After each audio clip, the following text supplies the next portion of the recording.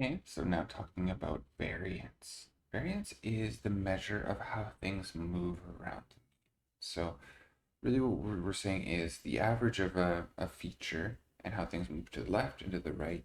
And what we're going to do is if you look at this formula down below, we're going to take the average, which is this bar on the top, and then x, which is every sample I for every row that we have.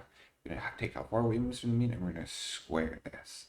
So variance is in the square of the unit.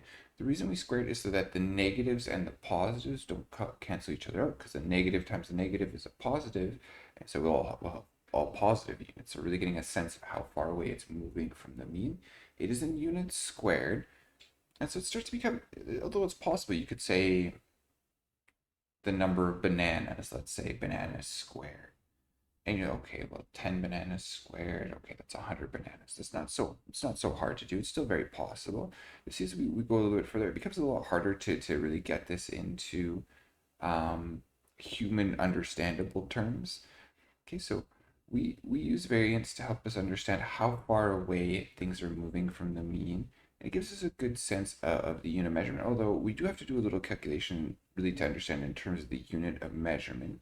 It is very helpful to help understand how things are moving away from the mean. In this, so in this picture right here, we have our middle lamp post and all of our data points moving from the left and to the right away from our mean, the middle place of our data. Okay, this is in context of the middle and how things are moving away or spread out around the middle of our data set.